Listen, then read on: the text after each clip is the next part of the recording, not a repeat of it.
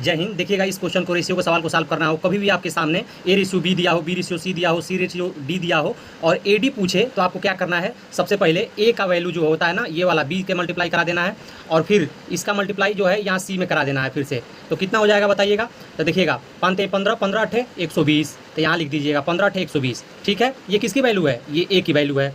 अच्छा, और यहाँ रेशियो लिखिएगा और यहाँ लिख दीजिएगा डी, क्योंकि हमको डी का रेशियो चाहिए। अब उसके बाद से आपका क्या करिएगा कि इसका मल्टीप्लाई जो बी है उसका सी में करा दीजिएगा और फिर यहाँ ले जाकर डी में करा दीजिएगा। तो बताइए भैया, 7 चौका 28, 28 नवा कितना होता है बताइएगा। 28 नवा 8 9 72 का 7 और 9 दूना 18, 18 7 पत्ता होता है 25, तो यहाँ हो जाएगा 252। ठीक है ना, ये हो जाएगा 252। अब यहाँ काट लीजिए 12 से, 12 एक नम 12, फिर 12 दूना 24 और 12 एक नम 12, तो आपका कितना आ जाएगा आंसर 10:21। 10:21 यहाँ है। अगर आपको समझ में आया हो तो इस क्वेश्चन को सॉल्व करके बताइएगा।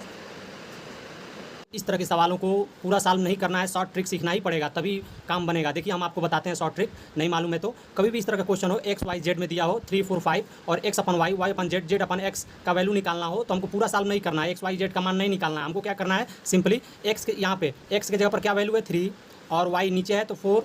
अब हमको देख लेना है कि 3/4 के रेशियो में कौन है इस ऑप्शन में से। तो देखिएगा, ये 5 4 9 मतलब ये 3 से कट जाएगा और 4 8, इसका मतलब ये 4 से कट जाएगा। देखिएगा, ये 3 से कटेगा नहीं, ये 3 से कटेगा नहीं, ये 3 से कटेगा नहीं, तो इसका मतलब यही हमारा आंसर हो जाएगा। अगर आपको समझ में आया होगा तो ये दूसरा क्वेश्चन आप करके बताइएगा।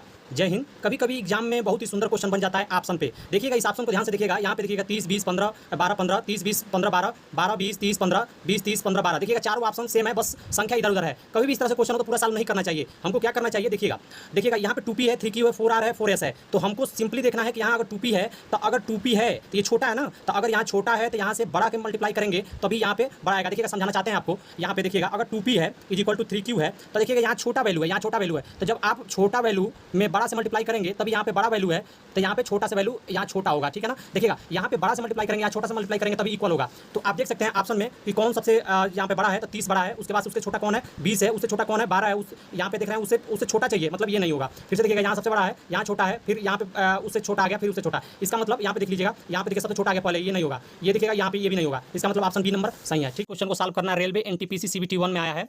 इसको जो है हम लोग ऑप्शन से सॉल्व करेंगे। इस तरह के क्वेश्चन को कभी भी हम लोग पूरा सॉल्व नहीं करना होता है। जैसे हम आप बताते हैं, देखिएगा ऑप्शन से क्या कह रहा है, 6 4 10 के अनुपात में 3 संख्याएं ज्ञात कीजिए जिनके वर्गों का योग 3800 के बराबर हो।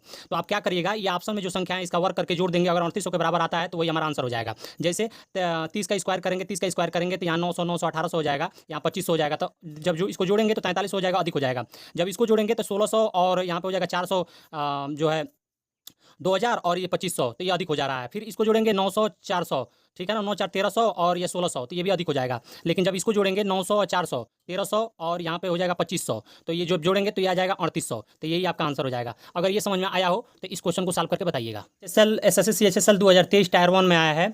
कभी भी अगर 1200 रुपये को 3 भागों में विभाजित करना हो, 1/2 1/3 1/5 के अनुपात में बांटा गया हो, प्रत्येक भाग की राशि कितनी होगी ये पूछा जाए, और कभी भी ऑप्शन हमारा इस तरह से हो तो ये पूरा सॉल्व नहीं करना होता है। जैसे यहाँ पे देखिएगा रेशियो को, यहाँ पे अगर इस रेशियो को देखेंगे तो इसका अगर इधर मल्टीप्लाई कर दें, इसका इधर मल्टीप्लाई कर दें, तो ये कितना आ जाएगा 3:2 हो जाएगा।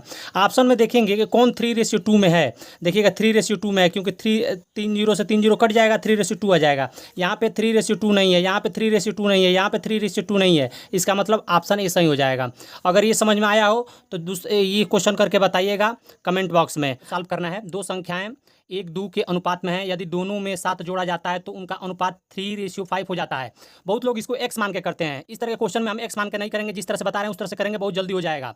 और एग्जाम निकालना होता है तो जिस तरह से हम बता रहे हैं उसी तरह से करना होगा। जैसे मान लीजिए यहाँ पे है 1:2, तो यहाँ पे लिख देंगे 1:2, ठीक है ना। यहाँ पे कितना है 3:5, तो देखिएगा ये आपस में रेशियो समान होना चाहिए। देखिएगा इन दोनों का अंतर कितना है 1, इन दोनों का अंतर कितना है 2, तो देखिएगा यहाँ अंतर 1 का है, यहाँ अंतर 2 का है, तो इस 2 का इसमें मल्टीप्लाई कर दीजिए, कितना हो जाएगा 2:4 हो जाएगा। इस 1 का इसमें करेंगे तो 3:5 हो जाएगा।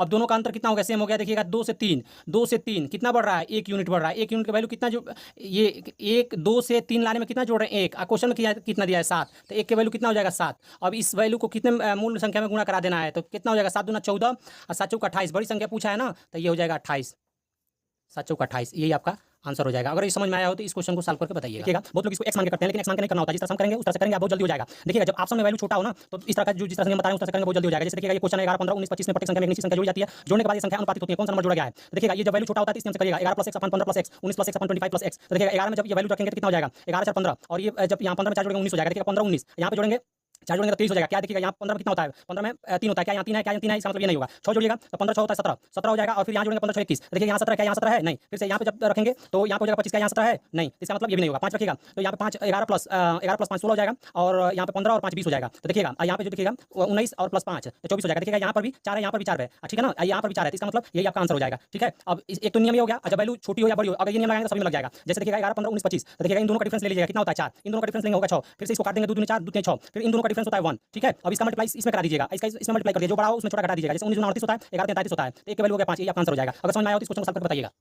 ऑप्शन एक्स मानकर क्वेश्चन को सॉल्व करना बहुत हो गया, अब हम एक्स नहीं मानेंगे। कसम खा लिए हैं, एक्स मानकर नहीं किया जाएगा। जिस तरह से हम बता रहे हैं उस तरह से करेंगे, क्वेश्चन मुंजवानी हो जाएगा। देखिए यहाँ आपको समझाने के लिए लिखना पड़ रहा है, लेकिन लिखना नहीं पड़ेगा। जब भी ये वैल्यू होता है वैल्यू लिख लीजिएगा। इन दोनों का डिफरेंस ले लीजिएगा 16, इन दोनों का डिफरेंस ले लीजिएगा 24, फिर इनको काट लीजिएगा 2 और 3 आएगा। इन दोनों का डिफरेंस लीजिएगा 1 आ जाएगा। ठीक है, इसका मल्टीप्लाई यहाँ करा देना है, इसका मल्टीप्लाई यहाँ करा देना है। ठीक है, तो जब इसका मल्टीप्लाई यहाँ कराएंगे तो देखिएगा 22 × 3 हो जाएगा। इसका यहाँ करेंगे 31 × 2 हो जाएगा। जब यहाँ पे इसको घटाएंगे तो 4 हो जाएगा। एक का वैल्यू हो जाएगा 4। ठीक है ना, एक का वैल्यू 4 आया, इसका मतलब ये एक्स की वैल्यू आई है। ठीक है, एक्स की वैल्यू यहाँ रखेंगे क्योंकि माध्य अनुपात पूछ रहा है, मीन वैल्यू पूछ रहा है। तो यहाँ पे इसको सॉल्व करेंगे, एक्स का वैल्यू यहाँ 4 लिखेंगे और यहाँ पे ब्रैकेट क्लोज कर देंगे, गुणा। यहाँ पे कितना हो जाएगा?